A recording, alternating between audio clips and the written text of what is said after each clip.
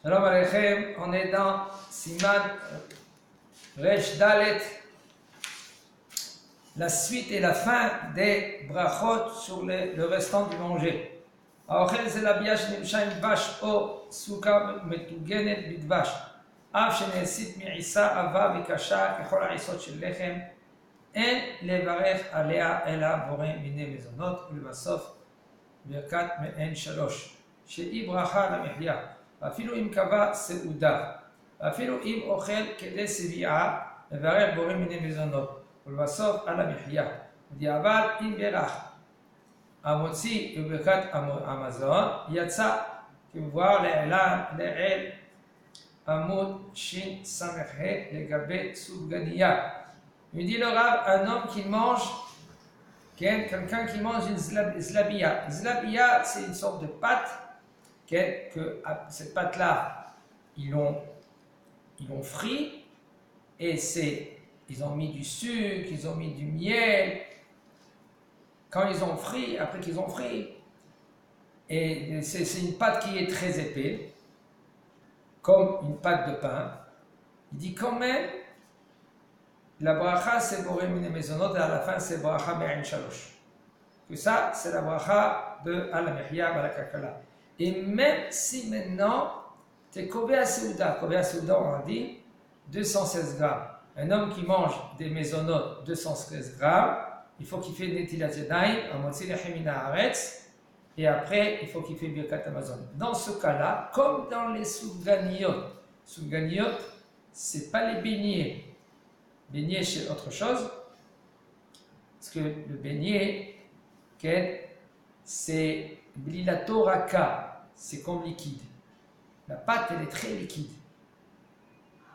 Mais ici, les beignets qu'on parle des soufganiyot, c'est comme du pain.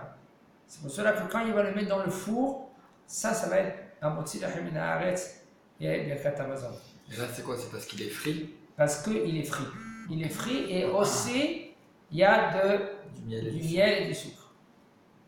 Alors ici, même s'il va manger une quantité de 216 grammes, quand même il ne va pas faire un motzi birkat hamazon. De l'echatchila nachon et maintenant, il dit le Rav, a priori, il faut faire très attention de ne pas fixer le repas, même sur le soufganiot. Peut-être qu'il y a un petit mechloket dans cela. Le Rav lui-même, le Rav Yitzhak Yosef Shalita, il dit dans les leçons de Hanouka, tu peux manger 36 000 soufganiot, à la fin tu fais à la mehya, à la kakala, tu ne fais pas birkat hamazon. Mais là, qu'est-ce qu'il dit le Rav? A priori, il ne faut pas que lui qui fixe un repas, c'est-à-dire qu'il dit voilà, je vais manger 216 grammes de ces mésonotes-là, c'est des soufganiotes, comme ça à la fin je fais birkat hamazon. Il dit le Rav, faire très attention ici, pour pas qu'il rentre dans une machloket, parce que c'est une discussion. Il y en a qui disent sauf, même que c'est frit, c'est comme Yeshlo Torita de Nahama. Il a une sourate à pâte, il a une apparence de pain, quand même, c'est un problème. Et tu dois faire un motzi lechem min haaretz et birkat hamazon si tu as mangé plus que 216 grammes. Le Rav, il dit, comme il a tranché dans notre livre là-bas, au niveau des moadim de Hanouka, il a tranché là-bas, même que tu m'as mangé 500 grammes de soufganiyot, c'est quand tu manges un plat de pâte. Un plat de pâte, tu prends 2 kilos de pâte, tu le manges, tu fais boré mine mezonot et à la mehya. Dans les soufganiotes, pareil. Tu fais boré mine mezonot, même que tu manges, on parle de soufganiotes que c'est frit. Je dis déjà hier, il y a des soufganiotes qui font selon les diététiques. Les diététiques, il faut faire très attention, il faut tout le temps poser la question comment vous faites les choses. Comment comme par hasard, je suis passé devant il y a une petite pancarte, c'était écrit soufganiote diététique. Je dis c'est joli ça, on peut donner. Si maintenant la femme a dit, moi, Hanouka, je ne commence même pas les soufganiotes. C'est là, tu lui offres une soufgania diététique. Alors, comment c'est fait ce soufgania? Il te dit, je le mets au four. Tu le mets au four, birkat hamazon, quand tu manges 30 grammes, pas 216 grammes. Si maintenant, parce que comment c'est fait? Si c'est fait avec la pâte, et à la fin il met du sucre, et il met après, avec une seringue, il met la confiture, c'est un motzi, c'est du pain. Si c'est fait à la base, aussi avec sucre, alors là, c'est autre chose. Tu goûtes la pâte.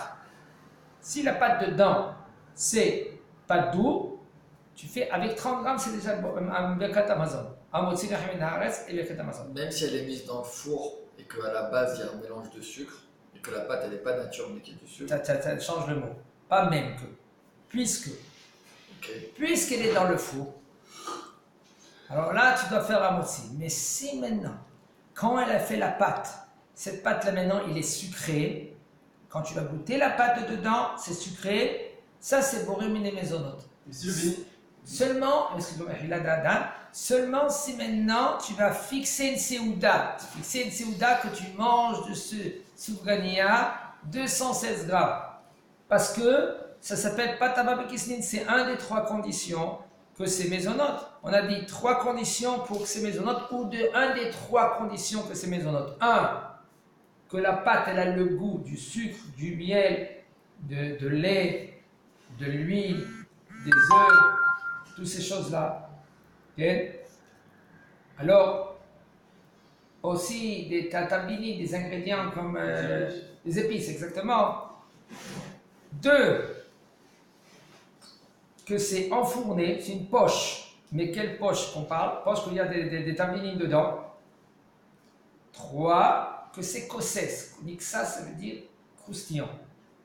Comme par exemple les galettes, les crackers. Ça aussi, c'est des maisonot. Alors maintenant, s'il y a un des 3 conditions, on fait borem miné maisonot et à la mihya. Si on va manger de un des 3 conditions, on va fixer la séouda, ça veut dire on va manger plus que 216 grammes. Là, on doit faire un etilat yadayim, amotzi Lachamin Haaretz et Birkat Amazon. Il faut répéter juste la 3e. On a dit le goût sucre, miel, œuf, épices, poche enfournée avec quelque chose dedans, et la 3e. Non, pas avec quelque chose dedans. Avec ou comment on dit, des épices, avec des épices. Mais des épices, quelles épices? Que c'est un peu doux, etc. Okay? Tablini, en général. Pas la viande, pas pashtida. Parce qu'avec la viande, si c'est comme une poche et tu mets de la viande dedans, ou tu mets même du fromage, c'est un motzi Lachamin Haaretz. Et Birkat Amazon quand j'ai mangé 30 grammes. D'accord? Oui. Si elle met dans la confiture, c'est mis dans le goût de la pâte. Mais la pâte à la base, il n'y avait pas du sucre. Oh, c'est une discussion dans qu'est-ce que tu dis ça, qu'est-ce que tu dis là? Elle n'est pas encore jamais là. Il y a une discussion. Des fois, ils font dans les soufganiotes là ou dans les rogalach, qu'est-ce qu'ils font? Quand le rogalach il sort du four, il est très chaud. Et quand il est très chaud, ils mettent 1 tonne de sucre dessus. Avec le pinceau. 1 tonne de sucre. Alors, puisque la pâte elle est chaude, qu'est-ce qui se passe? Ça prend dedans. Maintenant, toute la pâte, elle est devenue sucrée. Toute la pâte, tu vas voir, c'est sucré. Alors ça, c'est une discussion dans les poskim. Puisqu'elle est faite, comment elle était faite avant? Elle était faite avant de pain. Et maintenant, toi, tu as annulé le statut de pain. Qu'est-ce que c'est maintenant? C'est borem miné maisonot. Ça doit être borem miné maisonot. C'est une discussion. Ça, il faut vérifier maintenant la halakha, trancher la halakha. En général, même dans cela, il faut faire très attention de comment tu manges. Pourquoi? Il y a les chalotes. Les chalotes qu'ils vendent à un gel. Ça s'appelle chetzi matok. Regarde la gel.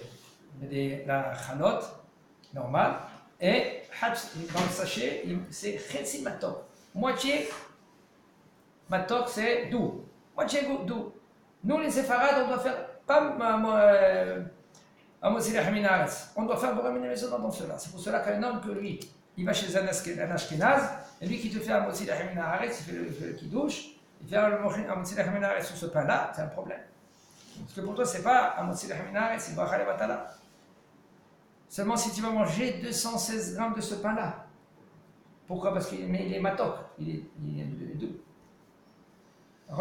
Nous, les halachot, tu les apprends, tu connais, tu gères bien la halakha, c'est le roi.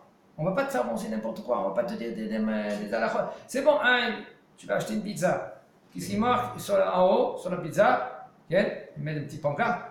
Boré mine maisonnote. C'est nous, ça commence pas. C'est nous, qu'est-ce que tu fais? Tu lui demandes, écoute, je veux goûter avant. Je peux goûter, tu prends la pâte, tu goûtes. S'il y a le base de lait, tu goûtes le lait ou par exemple sucré. Alors c'est bon, mine maisonnote. Tu as fait attention de ne pas manger deux tranches.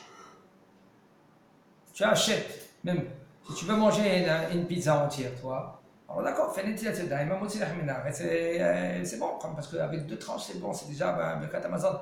Combien de fois je vois des gens qui perdent Bracha Birkat Amazon. C'est bon, c'est maisonnote. Ils font pour aimer les maisons. Après, ils disent, ah non, je veux manger encore une autre tranche, c'est fini, Birkat Amazon.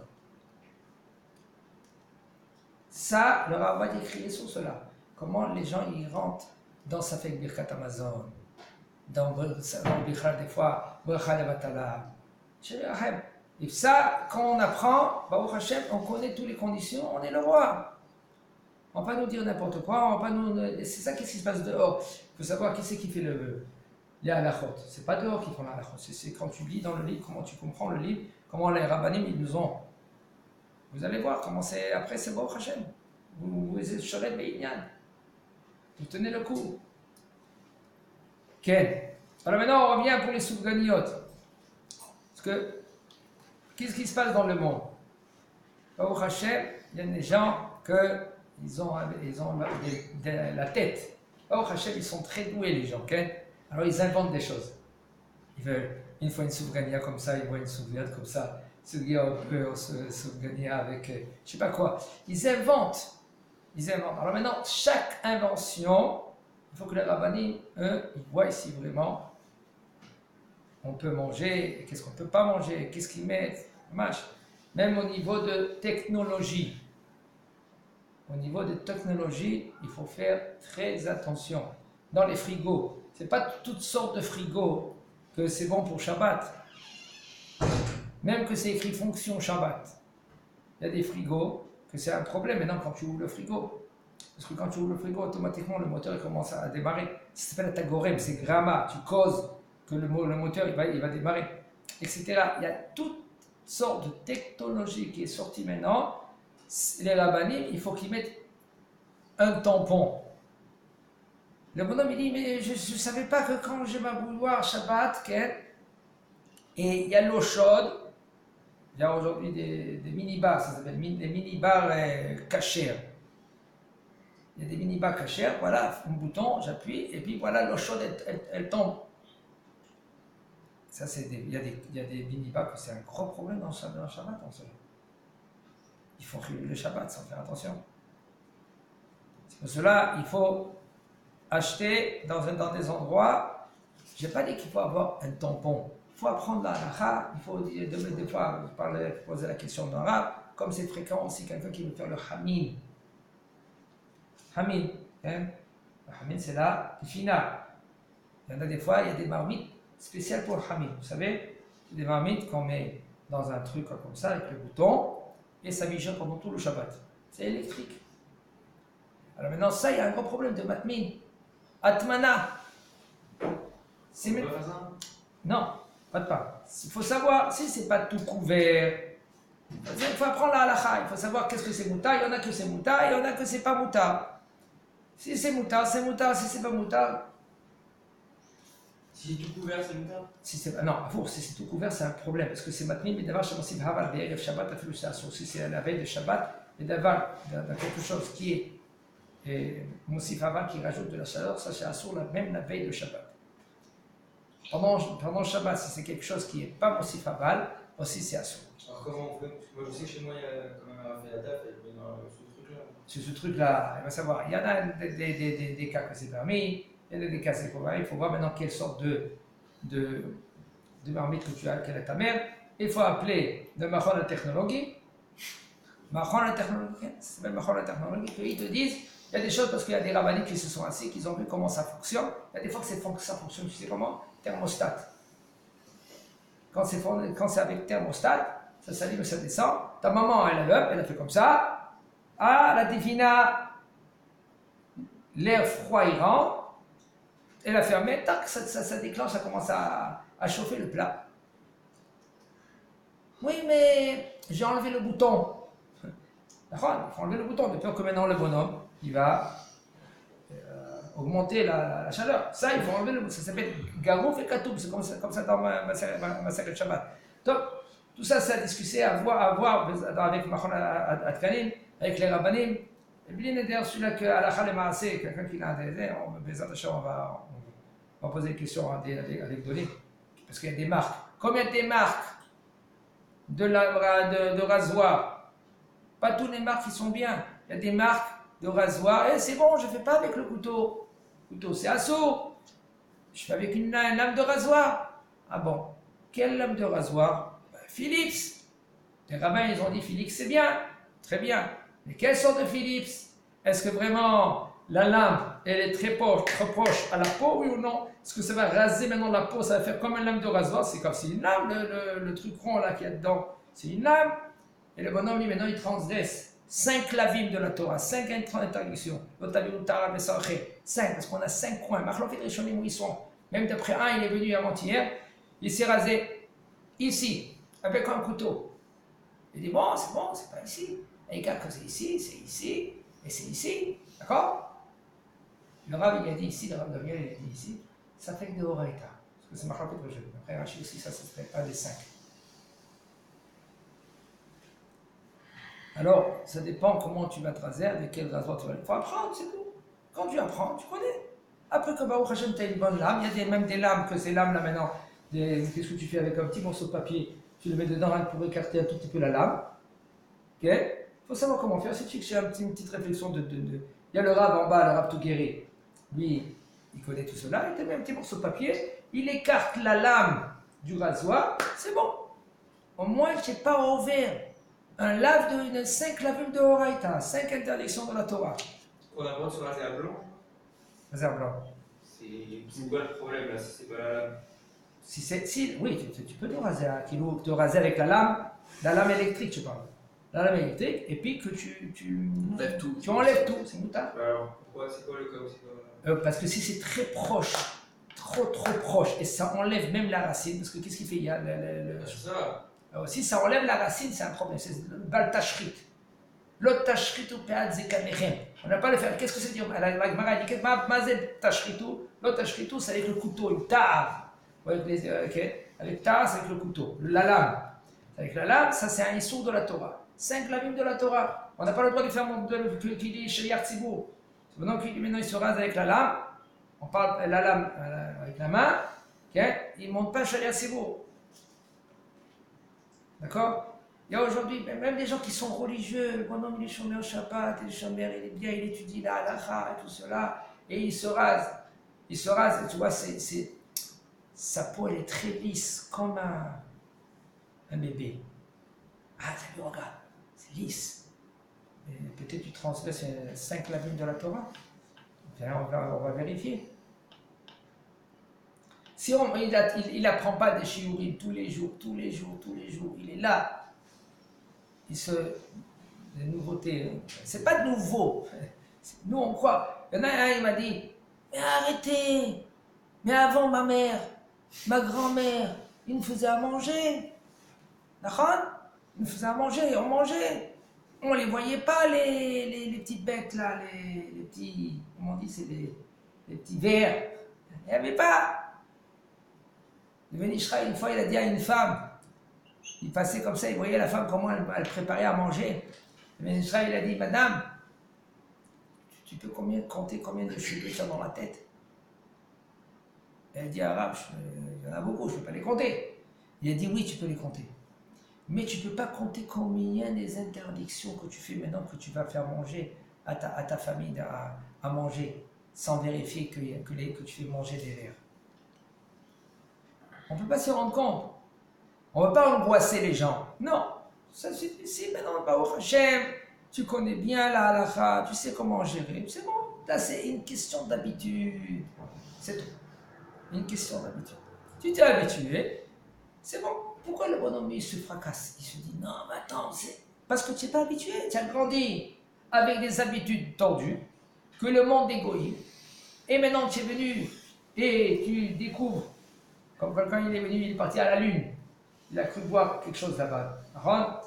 Louis Armstrong, quand il est monté là-bas, et ils sont venus vers Mordechai Sharabi, il y a un grand professeur en Israël, il a dit on va découvrir, il y a peut-être des singes là-bas. Je ne sais pas quoi, qu'est-ce qu'il y a là-bas, quelque chose de bizarre.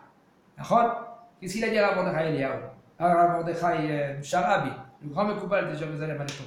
Il a dit voilà, je vais te donner une lettre, je prends cette lettre-là, je vais la donner à Mordechai Eliyahu, et après quand ils vont descendre de là-bas, eh ben, tu vas ouvrir la lettre, et tu vas voir qu'est-ce que c'est écrit dans cette lettre. Et après qu'ils sont revenus de là-bas, bon, ils ont rien trouvé, ils ont donné avec le drapeau, c'est tout. Ils sont revenus de là-bas, il a ouvert la lettre. Qu'est-ce que c'était écrit là-bas? Pater Eliyahu. Zohar Akadosh.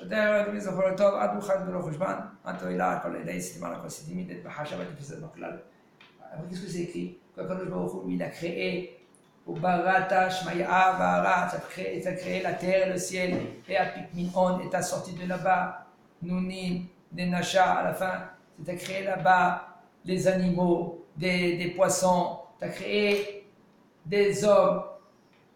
Il dit, le Rav Sharabi, c'est rien que dans cette terre-là, il y a des hommes et des animaux. À part, il n'y a rien. Continue à chercher. Cherchez, allez. Vous allez rien trouver.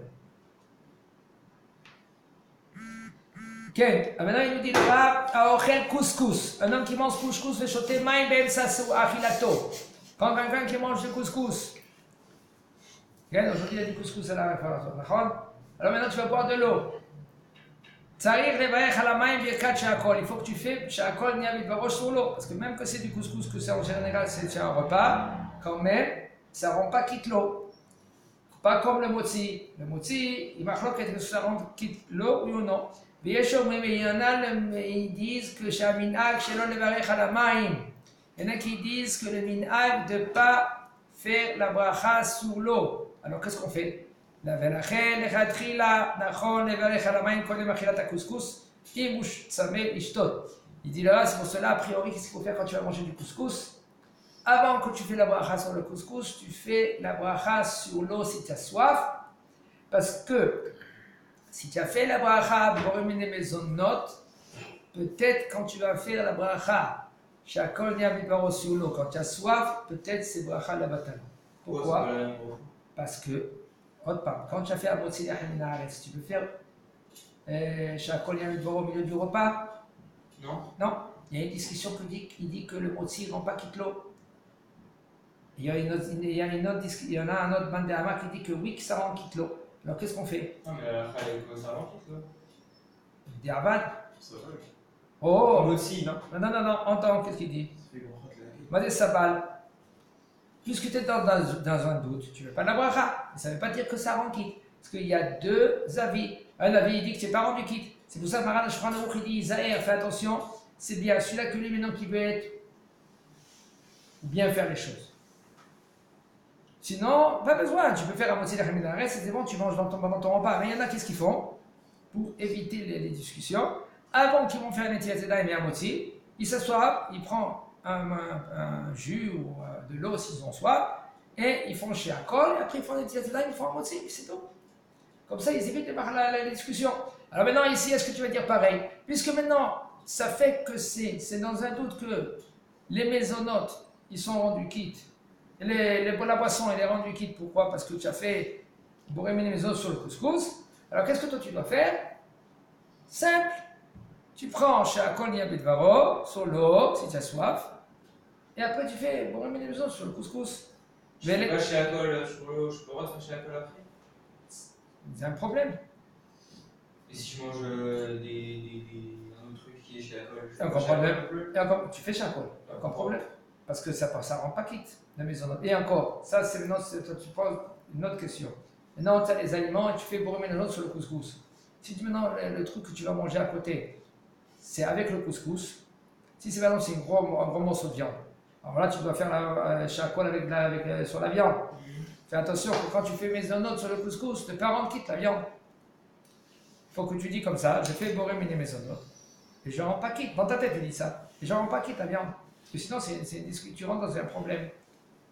On n'est pas censé faire maisonnote avant de faire la bracha shakol. Il fait meilleur. D'accord. Et dans un cas pareil, non. Puisque, c'est vrai, tu poses une très bonne question. La question qui pose Chaim, c'est quoi? Il y a un ordre. Pourquoi il y a un ordre? David? Dan? Pourquoi il y a un ordre? Pour ce qui est le plus précieux, Plus? pour ce qui est le mieux, tu vas faire voir. Mieux, ouais. En premier, c'est Eretz, Ital, Gefen, Tenam, Verimon, Eretz, Shemin, Vash. Regardez, en premier, c'est Mezonot. Et après, c'est Etz. Et après, c'est Adama. Pourquoi tu fais Etz avant Adama? Parce que si tu fais Adama, peut-être tu vas rendre quitte le Etz. Et ça fait, qu'est-ce que tu fais alors? Tu fais à Etz seulement si maintenant le Adama pour toi il est plus Habib. Quelque chose qui tient beaucoup ce Adama-là. Alors là maintenant, alors tu penses, tu fais Adama et tu penses dans ta tête de ne pas rendre quitte le Haetz. Comme ça ici pareil. Tu fais Borémine et Mezonot et tu penses de ne pas rendre quitte la viande. Et Mezonot, si tu manges après un truc à Hetz, c'est Pas. pas comme chez Akol, non? J'ai pas compris la question. Si je mange du couscous et qu'après je mange de la pastèque. Ça rend pas quitte. Comment? Parce que c'est pas, tu manges pas avec. C'est comme le dessert. Comme quinoa. Ok? Et quoi, Pacha, le avec ça Ou de alors Boré? des tomates ou un truc, quoi. Alors si je les mange avec le. Eh ben, tu penses, tu fais le couscous, okay? Tu manges Boré Menemezon sur le couscous, et tu penses de ne pas rendre quitte la tomate. Parce que sinon, c'est une discussion.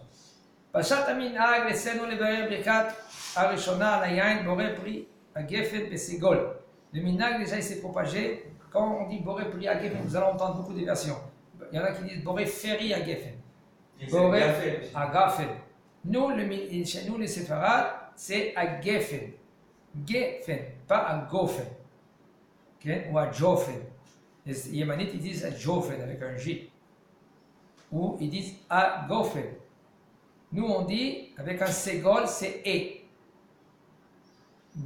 Brachot, Boré Pri à Etz, Boré Pri à Adama, Boré Pri à Geffen, Esh lo moi, me pe digusha. Quand on fait la bracha, Boré Peri à Geffen, ou Boré Peri à Etz, ou Boré Peri à Adama, là, il faut mettre un dagesh. Un dagesh, c'est un point dans le P. Parce que tout lettre, Beged Kefet, Bed Gimel Dalet, Kefet, Kaf, Pe, Taf. Tous ces lettres-là, au début d'un mot, on rajoute un point. Et c'est Ka, pas Cha. C'est Ta, pas Tha. Etc. P, ici c'est Boré Peri à Geffen. Il y en a qui disent, dans des communautés, Boré Ferri à Geffen. Il y a des communautés marocaines qui disent Boré Ferri à Geffen. Nous on dit Boré Peri à Geffen. Parce que c'est ça la règle. La règle, toutes ces lettres qu'on a dit Beged Kefet, au début du mot, là tu dois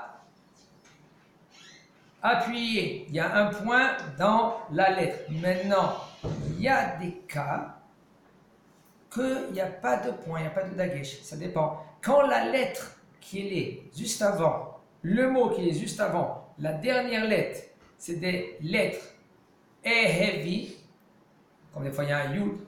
Mi chamocha baeli. Comment c'est écrit mi chamocha? Pas c'est écrit mi kamocha. Mi chamocha, parce qu'il y a un yud juste avant le kaf. On dit mi chamocha. Il dit le Rav, Vechen dans le Kaddish. Combien de fois tu entends les gens qui disent le Kaddish? Ils disent, il faut dire Kir'ote, et pas comme il y en a qui disent Chir'ote. Pourquoi? Parce que c'est un kaf au commencement du mot, et c'est Kir'ote, comme les Kefet Chazakoumaou.